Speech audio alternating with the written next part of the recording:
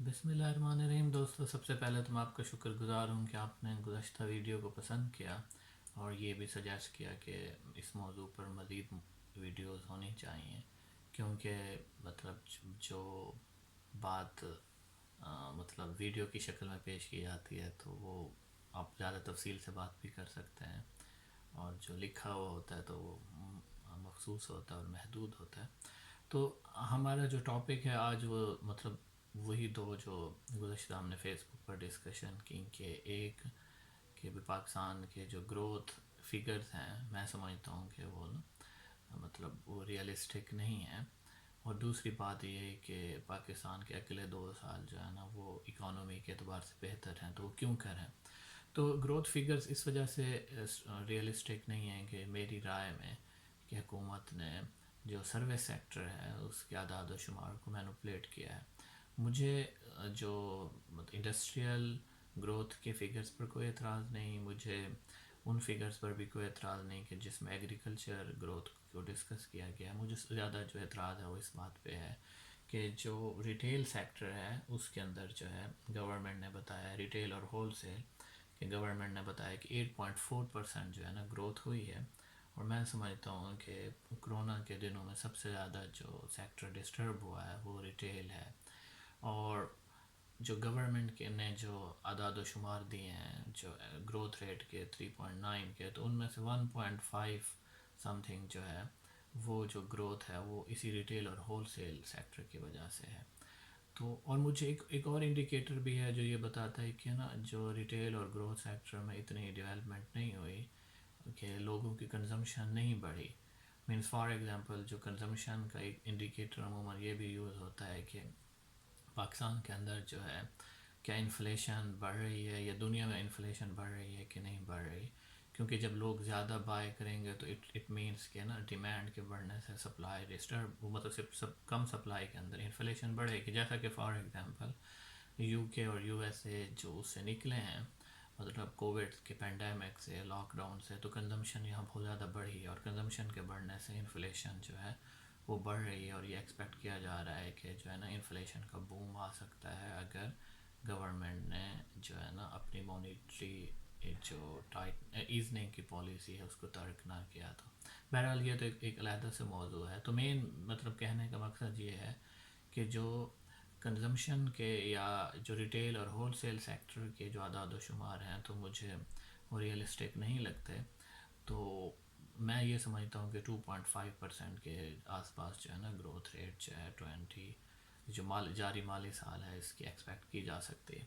اس کے علاوہ مطلب گورنمنٹ کی نا اعداد و شمار پر اس وجہ سے بھی شک کیا جا سکتا ہے کہ جو پر کیپیٹا فیکس جو گروتھ ہے اور فیکس آمدن ہے جو اس کو میئر کرنے کے لیے حکومت نے جو پاکستان کی کل آبادی کے اسٹیٹسٹکس کو یوز کیا ہے، تو وہ یہ ہے کہ اس کے مطابق پاکستان میں 19 کروڑ اور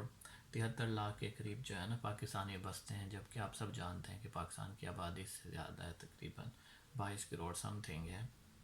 تو مجھے اس اعداد مطلب وہاں سے بھی فیل ہو رہا ہے کہ گورنمنٹ نے نا جو اعداد و شمار جو ہیں ان کو مینوپولیٹ کیا، اور اسی طرح جو گورنمنٹ کی جو مطلب ہسٹری ہے پچھلے 2 سال کی، وہ یہ بتاتی ہے کہ پہلے زیادہ گروتھ ریٹ بتایا جاتا ہے اور بعد میں ریوائز کر دیا جاتا ہے، جیسا کہ فار ایگزامپل 2019 میں بتایا گیا تھا کہ گروتھ ریٹ 3.92% ہے، اور پھر بعد میں جب ماہرین نے اس پر اعتراض کیا تو وہ کم ہو کر 1.91 ہو گیا، اور اسی طرح جو گروتھ ریٹ پچھلے سال کے لیے بتایا گیا کہ -0.38 ہے، اور پھر بعد میں اس کو ریوائز کر کے -0.47 کیا گیا۔ تو مجھے لگتا ہے کہ یہ والے اعداد و شمار بھی ریوائز ہوں گے، کیونکہ آئی ایم ایف اور اس جیسے ورلڈ بینک اور ان جیسے اداروں کو مطلب جو ہے نا اعتماد میں لینا ان گروتھ ریٹ پر تھوڑا مشکل ہے۔ تو میں یہ سمجھتا ہوں کہ وہ لوگ جو ہے نا اس موضوع کو سیریس لیں گے، اور خاص طور پر یہ جو ہول سیل اور جو ہے ریٹیل سیکٹر میں جو گروتھ شو کی گئی ہے باوجود کرونا کے اور کرونا کی پابندیوں کے، اور لاک ڈاؤن بھی لگا ہے اور ایس او پیز اور یہ ساری چیزیں، اور خود میں جب پاکستان میں تھا تو جو ریٹیل سیکٹر کے لوگوں سے جتنا بھی میری ملاقات ہوئی تو سب کا یہی کہنا تھا کہ ہم بہت زیادہ ڈسٹرب ہوئے ہیں۔ مجھے کوئی ایک شخص بھی نہیں ملا ریٹیل سیکٹر میں کسی بھی مطلب جو ہے نا سیکٹر میں، مینس فار ایگزامپل گروسری کو چھوڑ دیں، فار ایگزامپل آپ نا مطلب شوز کی انڈسٹری، کلودنگ کی انڈسٹری، کسی بھی انڈسٹری اس کو چھوڑ دیں ریٹیل کو، مجھے کوئی بھی ایسا مطلب شاپ کیپر نہیں ملا، ریٹیلر نہیں ملا، ہول سیلر نہیں ملا جس نے کہا ہو کہ کرونا کی وجہ سے نا یا ان دنوں میں نا اس کی جو ہے نا سیل بہت زیادہ بڑھ گئی. اور تو میرا یہی خیال ہے کہ بعد میں نا یہ ریوائز کر دیں گے. اور دوسرا کہ پاکستان کی اکانومی جو ہے اگلے 2 سالوں میں جیسا کہ میں نے لکھا کہ بہتر ہونے جا رہی ہے، تو اس کا ایک انڈیکیٹر جو ہے وہ یہی ہے کہ جو اسٹیبلٹی جو میئرز ہیں وہ مطلب ٹھیک ہیں، یعنی آپ کا انٹرسٹ ریٹ بھی ٹھیک جا رہا ہے، آپ کا مطلب انفلیشن بھی ٹھیک ہے، اور اس کے علاوہ ایکسچینج ریٹ بھی آپ کا تقریباً اسٹیبل ہے، بیلنس آف پیمنٹ بھی اسٹیبل ہو چکی ہے. تو یہ چیزیں نا گورنمنٹ کو بینیفٹ دیتی ہیں کہ وہ نا لانگ رن کے ریفارمز میں جا سکتی ہیں، اور گروتھ کو نا مطلب بہتر آپ ایکسپیکٹ کر سکتے ہو اگلے سالوں میں. لیکن میں نہیں سمجھتا کہ نا یہ گورنمنٹ کوئی لانگ رن کے جو ہے نا ریفارمز کی طرف جانے لگی ہے، اگرچہ مطلب جو ہے میری خواہش بھی ہے، اور خود جو گورنمنٹ کے جو اکانومسٹ ہیں وہ بتاتے ہیں کہ لانگ رن میں اگر گروتھ آپ اچیو کرنا چاہتے ہیں تو آپ کو نا اکنامک ریفارمز کی طرف جانا پڑے گا، اسٹرکچرل ریفارمز کے اندر جانا پڑے گا. مارکیٹ کے اندر جو انیفیشنسیز ہیں آپ کی گورنمنٹ پالیسیز کی وجہ سے ان کو آپ کو ریموو کرنا پڑے گا. تو جو ہے نا لانگ رن کے لیے ہمیشہ لانگ رن ریفارمز کی ضرورت ہوتی ہے. چائنا کی ایگزامپل ہے، سنگاپور کی ایگزامپل ہے، اگر آپ ویسٹ کی نہیں ایگزامپل لینا چاہتے تو مجھے نہیں لگتا کہ پاکستان اس طرف جائے گا، لیکن اگر جاتا ہے تو لانگ رن میں بہت بہترین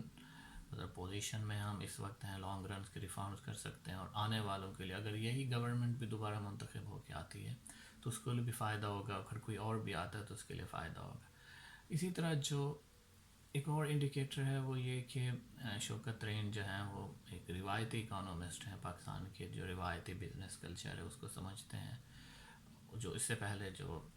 مطلب حفیظ شیخ تھے تو وہ ان کے ساتھ تھا کہ وہ بہت زیادہ ایکڈیمک بھی تھے، اور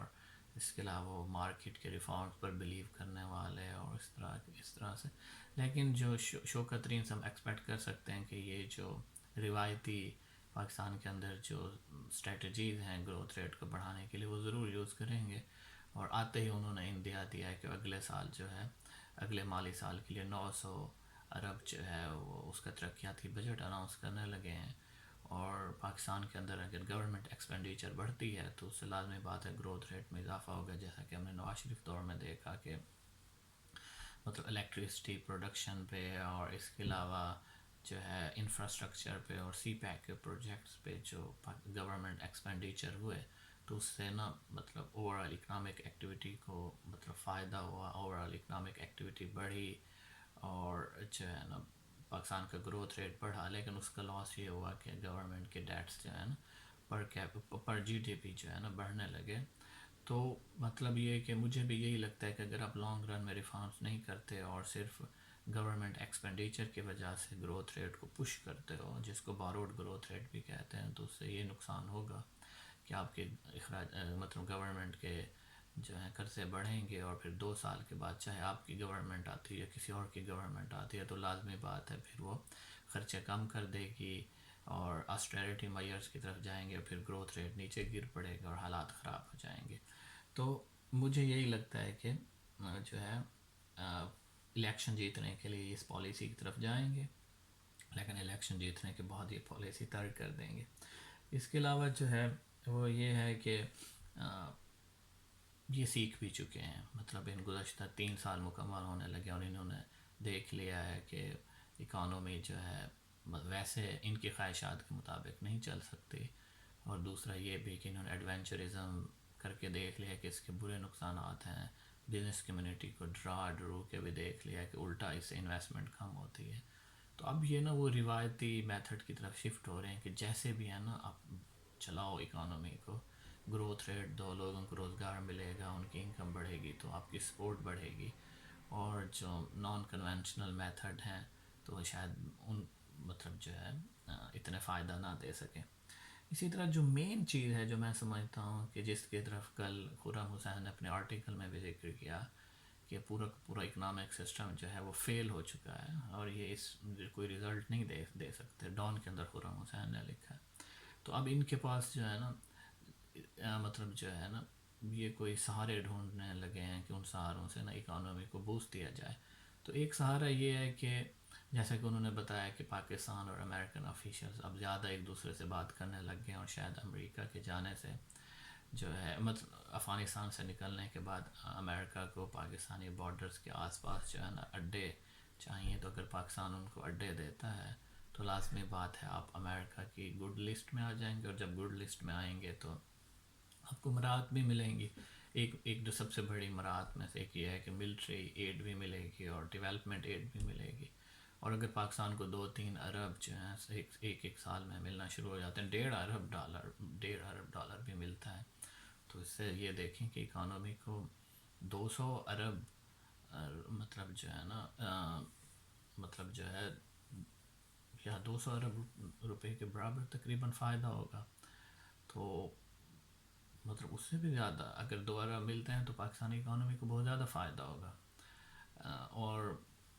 لازمی بات ہے کہ پاکستان کا جو مشرف دور کے اندر بھی جو ایکسپیرینس ہے اس کے اندر یہی تھا کہ جو فارن ایڈ جو ہے اس نے اکانومی کو بوسٹ دیا تھا. تو اگر ان کو وہ مطلب فارن ایڈ والا سلسلہ ملتا ہے، اور دوسری مراحت میں یہ بھی ہے کہ FATF کی آپ گرے لسٹ سے بھی نکل سکتے ہو، اور اس کے علاوہ بہت سارے اور فائدے آپ کو ہوں گے، مراحت ملیں گی اور لیجیٹیمیسی ملے گی انٹرنیشنل فورم پر. اور یہ جو ایک نا دھبا موجود ہے کہ آپ کے پاس پولیٹیکل لیجیٹیمیسی نہیں ہے تو وہ بھی شاید ختم ہو جائے گا. اور جو جیسا کہ سعودی عرب نے آپ کے ساتھ نرم رویہ رکھنا شروع کر دیا، تو باقی لوگ بھی مطلب USA کے ساتھ اگر آپ کی اسٹریٹجک پارٹنرشپ بنتی ہے تو اس کے بہت زیادہ فائدے ہیں. اور خاص طور پر مشرف دور میں آپ نے دیکھا ہے، پاکستان کی ہسٹری میں ایوب خان دور میں آپ نے دیکھا ہے، اور ضیاء الحق دور میں دیکھا ہے کہ جب آپ نے USA کو سپورٹ کیا تو اس سے آپ کو فارن ایڈ ملی اور آپ کی اکانومی بہتر ہوئی. تو میں یہ سمجھتا ہوں کہ اب یہ گورنمنٹ سمجھ رہی ہے کہ اگر